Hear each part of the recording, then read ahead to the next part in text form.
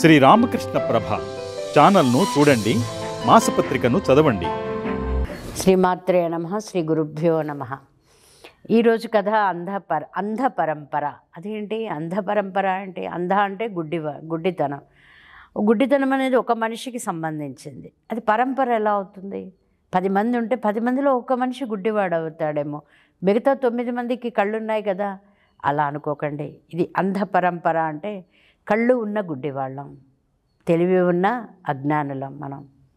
అలా ఎలా అనడానికి ఈ కథ తప్పకుండా మనందరికీ చాలా గొప్పగా ఉపయోగపడుతుంది. ఈసారి ఈ కథని అందరం చాలా జిజ్ఞాసతో విందాము చివరి దాకా. మళ్ళీ మన కథలో తిరిగి ఒక రాజుగారు, ఆ రాజుగారి భార్యకి ప్రతిరోజు అంతఃపురానికి వచ్చి శుభ్రంగా బట్టలు ఉతికి, వాటిని ఆ రోజుల్లో ఏ పద్ధతిలో ఇస్త్రీ చేసేవారో తెలీదు, ఇస్త్రీ చేసి మడతలు పెట్టి చాలా నైపుణ్యంతో ఆ స్త్రీ ఆ బట్టల్ని తిరిగి రాణికి అప్పచెప్పేది.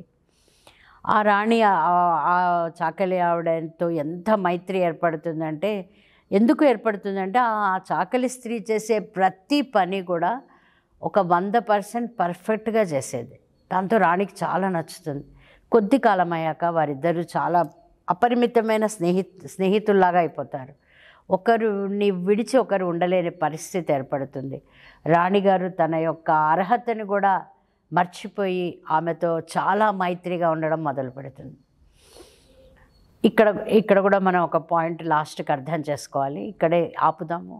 ఇందులో ఏమవుతుంది అంటే, ఒకరోజు ఆ చాకలి స్త్రీ అంతఃపురానికి వస్తుంది, బట్టలన్నీ ఉతికేస్తుంది. సడన్గా పెడబొబ్బలు పెట్టి ఏడవడం మొదలు పెడుతుంది. ఎంత ఏడుస్తుందంటే అసలు చూస్తుంటే అది చాలా బాధాకరంగా ఉంటుంది. రాణి పరిగెత్తుకుంటూ వస్తుంది. అయితే ఎవరైనా చాలా బాధగా ఏడుస్తున్నప్పుడు వారిని ఎందుకు ఏడుస్తున్నావని సాధారణంగా అడగకూడదు. అది ఆచార ప్రకారం తప్పు అయిన పని. ఎందుకంటే చాలా బాధగా ఉన్న వాళ్ళ భుజం తట్టాలి, మనం కూడా వాళ్ళ పక్కన కూర్చోవాలి, మన స్పర్శతో వాళ్ళని కన్సోల్ చేయాలి. కానీ ఏం జరిగింది ఏంటి ఇత్యాది విషయాలు అడగకూడదు. ఎందుకంటే ఏడుస్తున్న వారితో సంభాషణ చేస్తే వారి బాధ ఇంకా పెరుగుతుంది.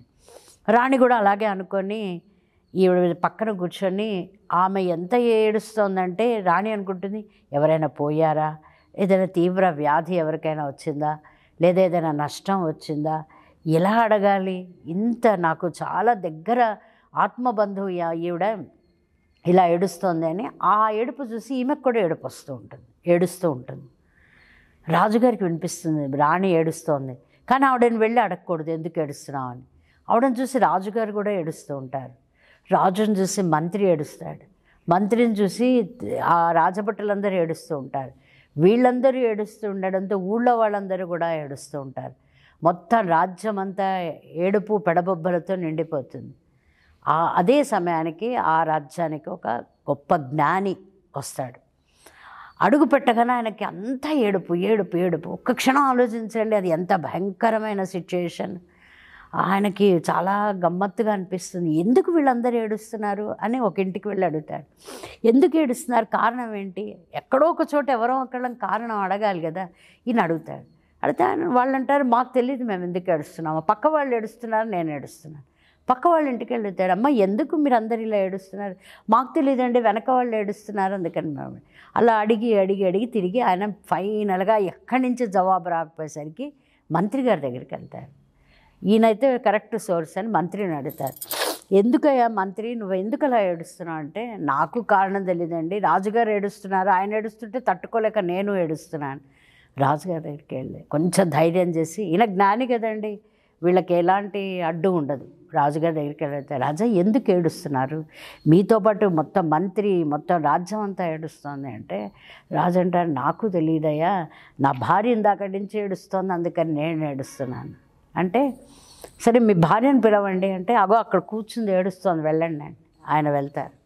ఆవిడని అడుగుతారు, అమ్మ ఎందుకు ఏడుస్తున్నావు నువ్వు, కారణం ఏంటంటే, నేను అసలు నాకు తెలియదండి కారణం, అదిగో నా చాలా సన్నిహితురాలు చాకలి స్త్రీ నా పక్కన కూర్చుంది, ఇందాక నుంచి చూస్తున్నారు కదా పెడబొబ్బలు పెట్టి ఏడుస్తోంది, ఆమె ఏడుస్తోందని నేను ఏడుస్తున్నాను. ఆ జ్ఞాని వెళ్ళి ఆవిడని భుజం తట్టి, అమ్మ నువ్వు ఎందుకు ఏడుస్తున్నావు అంటే, పొద్దున 10ంటికి నా గాడిద చచ్చిపోయిందని చెప్తుంది. మా ఇంట్లో గాడిద చచ్చిపోయింది, అందుకని అమ్మని చూడగానే నాకు ఏడుపు ఆగలేదు, రాణిగారిని చూడగానే, అందుకని ఆ బాధ అంతా తన్నుకుంటూ వచ్చి ఏడ్చేశాను. ఇది ఏంటండి ఈ కథ? గాడిద చచ్చిపోయిందని ఆమె ఏడ్చింది, ఆమెను చూసి అందరూ ఏడ్చారు. మన జీవితాలు కూడా అచ్చు ఇలాగే ఉన్నాయి. ఎలా ఉన్నాయి? ఎవరో ఏడుస్తున్నారు, ఎవరో నవ్వుతున్నారు, ఎవరినో కంపేర్ చేసుకుంటున్నాము. వాళ్ళలా నేను ఉండలేకపోతున్నాను, నాలా ఇంకోళ్ళు ఉండలేకపోతున్నారు. ఎంతకీ మన యొక్క దృష్టి ఎదుటివాడి జీవితం మీదే ఉంటుంది కానీ అసలు నేనేంటి, నేను ఎందుకు వచ్చాను, నా పర్పస్ ఆఫ్ లైఫ్ ఏంటి, నేను సాధించాల్సింది ఏంటి అని ఎవ్వరు ఆలోచించట్లే. ఎంతకీ వాడు చాలా బాగున్నాడని వాడి మీద ఏడుపు, ఇంకోటి మీద బాగున్నాడని ఏడుపు, వాళ్ళ ఇంట్లో గొడవ అవుతే సంతోషం, వాళ్ళ ఇంట్లో పెళ్ళవుతే బాధ. ఇలా మనం ఏంటంటే ఒక దృష్టికోణంతో జీవితాన్ని చూడకుండా ఈ ఊబిలో ఇరుక్కోపోయాం, మాయా ఊబిలో ఇరుక్కోపోయి మన జీవితానికి ఉన్న ఏకైక లక్ష్యము విజన్ని పోగొట్టుకొని సమయాన్ని చాలా మటుకు వృధా చేసుకుంటున్నాం.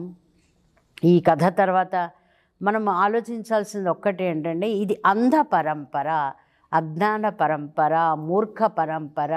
ఈ పరంపర నుంచి మనం పైకి రావాలి, బయటికి రావాలంటే ఏం చేయాలి? ఆలోచించాలంటే ఏం చేయాలి? మెదడుకి సాన పట్టాలి. మెదడుకి సాన ఎలా పట్టాలి? పట్టుకోండి గట్టిగా ఒక గురువుతో ద్వారా మాత్రమే మీరు ఈ అంధకారమైన అజ్ఞానం నుంచి బయటపడగలుగుతాము. ఈ రోజుల్లో ప్రతి ఒక్క అబ్బాయి అమ్మాయి, 1వ తరగతి చదువుతున్న అమ్మాయి కానివ్వండి, అబ్బాయి కానివ్వండి, ప్రతి ఒక్కళ్ళకి అకాడమిక్ గురువుతో పాటు ఒక ఆధ్యాత్మిక గురువు ఉండాలి. ఆ ఆధ్యాత్మిక గురువు మాత్రమే మనల్ని ముందుకు నడిపించగలుగుతారు. లేదంటే ఆ అంధ పరంపరలాగా మనం కూడా గొర్రెల మందలాగా ఒకే మూసలో పోసినట్టు ముందుకు వెళ్ళడం జరుగుతుంది. ఈ కథని విని ఆలోచించి అర్థం చేసుకొని మన జీవన దృక్పథాన్ని, లక్ష్యాన్ని మనం మార్చుకుందాం. చాలా కొద్ది సమయం ఉంది మనకి, గడిచిన సమయం తిరిగి రాదు. ఉన్న సమయాన్ని సద్వినియోగపరచుకుందాం. శ్రీ గురుభ్యో నమః.